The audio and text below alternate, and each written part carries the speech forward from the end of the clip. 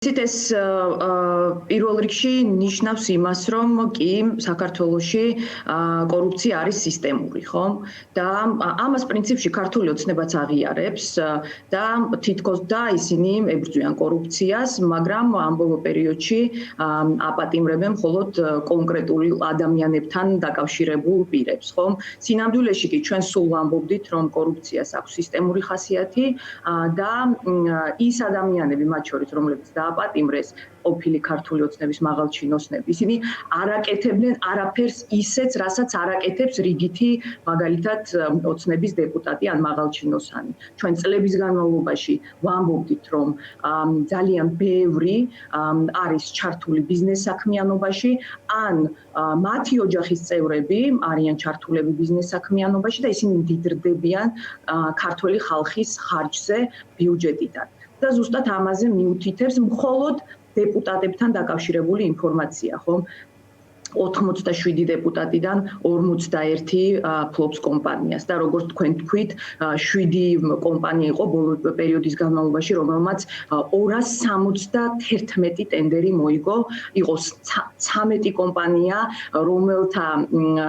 რომლებიც იყო ფლობელობაში კონკრეტული დეპუტატების და მათ 301 გამარტივებული შესყიდვის შედეგად მიიღეს მათმა კომპანიებმა მიიღეს კონტრაქტები, ხო? ცხადია, ამ დეპუტატებთან დაკავშირებული კომპანიები ასევე წირავენ ქართულ ოცნებას და შემოწირულობებიც ფაქტიურად ძალიან დიდი არის, ხომ? თქვენ ახსენეთ დაახლოებით 500 მილიონი.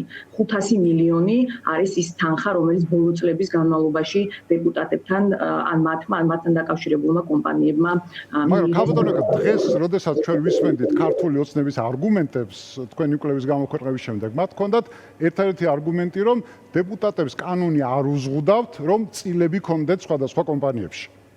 კი ბატონო, ჩვენ ამ ჩვენ კვლევაში არც ვამბობთ, რომ ეს არის შეზღუდული, ხო? ჩვენ ვსაუბრობთ იმაზე, იმ საოცარ დამთხევაზე, რომელიც გამოიხატება აი ამ რიცხვებში, რასაც ჩვენ ვსაუბრობთ, ხო? ანუ რეალურად როგორ ხდება ის, რომ გამარტივებულ ტენდერებს მაგალითად იღებენ დეპუტატთან დაკავშირებული კომპანიები, ხო? და ეს არის ის საკითხები, რომელიც უნდა შეისწავლოს შესაბამისმა სამსახურმა, ხო? მაგრამ როგორც ეს შემთხვევები, ასევე წინა წლებში გამოქვეყნებულ შემთხვევებს არასოდეს არ უყურებენ სამართალდამცავი ორგანოები და ისინი არიან დღეს ვხედავთ დაკავებულები მხოლოდ და მხოლოდ იმით, რომ უკანონო დააპატიმრონ კრიტიკულად განწყობილი ადამიანები, ხომ? ამას ვუყურებთ ჩვენ, ამით არიან ისინი დაკავებულები და მხოლოდ იმ შემთხვევაში თუ კი რაღაცა კლანური დაპირისპირება, ამ შემთხვევაში დგება კონკრეტული ადამიანების პასუხისმგებლობა.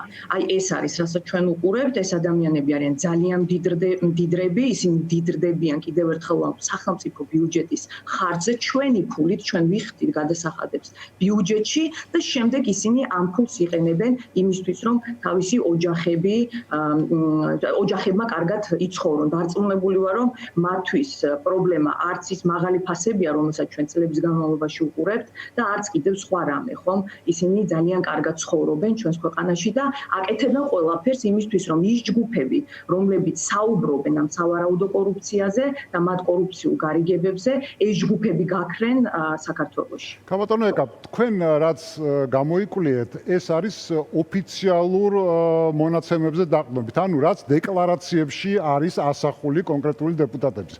მაგრამ ამის გარდა არის კიდევ, ასე ვთქვათ, ამის შავი მხარე ამ ბიზნესის, როდესაც უბრალოდ არ აფორმებ, ან არ წერ დეკლარაციაში შენს წილებს და ის გაფორმებულია ვიღაც X ადამიანებზე და ისე იღებ ამ შემოსავალს, თუ არსებობს რამე მექანიზმები, რომ ეს ფაქტებიც იქნას გამოვლენილი? რა თქმა უნდა, მექანიზმები არსებობს და მთავარი მექანიზმი არის ძლიერი სადამოძიებო ჯგუფები, ძლიერი მედია, ძლიერი არასამთავრობო სექტორი, ხომ, რომლებიც იკვლევენ ასეთ საკითხებს და უფრო არა მხოლოდ ოფიციალურ ინფორმაციაზე დაყრდნობით, არამედ მაგალითად მამხილებლების მეშვეობით ასეთ ინფორმაციას აქვეყნებენ და ესეთ გამოძიებებს აკეთებენ, ხომ?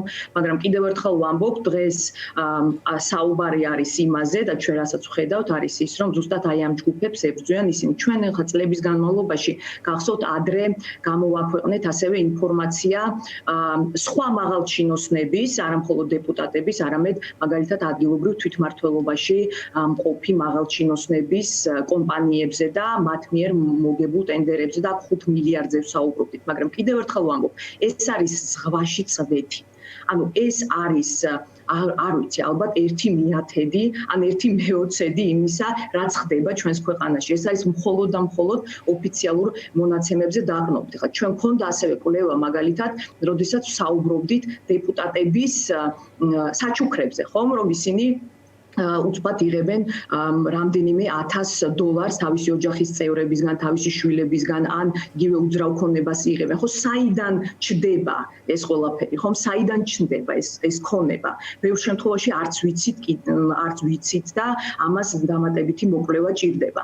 ამიტომ კიდევ ერთხელ, ანუ ჩვენ ვხედავთ, რომ საქართველოში კორუფცია არის სისტემური და ჩვენ ვხედავთ, რომ საქართველოში არის კლასიკური კლეპტოკრატია, ხომ? როდესაც ძალიან მცირე ადამიანების ჯგუფი მდიდრდება და შემდეგ ისინი ქართული ხალხის ხარჯზე ცხადია და შემდეგ ისინი აკეთებენ ყველაფერს, ისინი ხარჯავენ რესურსებს იმისთვის, რომ ხელისუფლება არასოდეს არ შეიცვალოს, იმიტომ რომ თუ ხელისუფლება შეიცვლება, მაშინ მათი პასუხისმგებლობა დადგება და ზუსტად ეს არის კლეპტოკრატიული რეჟიმი, რაც ჩვენ გვაქვს საქართველოში. ძალიან სამწუხაროა, რა თქმა უნდა. ბატონო, თქვენ წეგან ახსენებთ ის ხმაურიანი დაკავებები, რომლის მომსწრეებით ჩვენ ვიყავით ბოლო თვეების განმავლობაში, დაკავებულია ყოფილი პრემიერი, დაკავებულია სუსის ყოფილი ხელმძღვანელი, დაკავებულია თავდაცვის ყოფილი მინისტრი და ყველა აბსოლუტურად დაკავებულია პრაქტიკულად კორუფციის ბრალდებით, თუმცა ამავე დროს პარალელურად ჩვენ ვხედავთ, რომ სრულად მწვანე შუქი აქვთ ანთებული ოცნების დეპუტატებს იმისთვის, რომ რაც შეიძლება მეტი ფული დააგროვონ.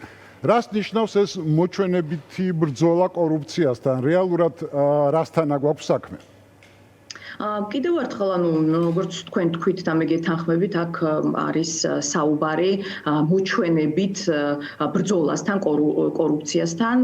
მე მგონია, რომ ისეთი მასშტაბები აქვს კორუფციას, რომ ამის დამალვას აზრი აღარა აქვს და ზუსტად ესე ცდილობენ ისინი დაანახონ პირველ რიგში, რა თქმა უნდა, თავიანთ მომხრეებს, ვინც უყურებს პროპაგანდისტულ მედიას, რომ აი რაღაცა ხდება, ხომ, რომ ისინი მუშაობენ, რომ ისინი ებრძვიან კორუფციას, იმიტომ რომ თვითონ მათ მომხრეებშიც კი დარწმუნებული ვარ, ბევრი კითხვის ნიშანი არსებობს ამასთან დაკავშირებით, ხომ? შეიძლება ეს ადამიანები რიგითი მოქალაქეები იყვნენ და საჯარო სამსახურში არ მუშაობდნენ, ან შეიძლება მუშაობდნენ, ხომ? საჯარო სამსახურში, სადაც ისინი ხედავენ, რომ მათი ხელმძღვანელები უცბად მდიდრდებიან და არავინ არ იცის, საიდან მოაქვთ მათ ეს ქონება, ხომ?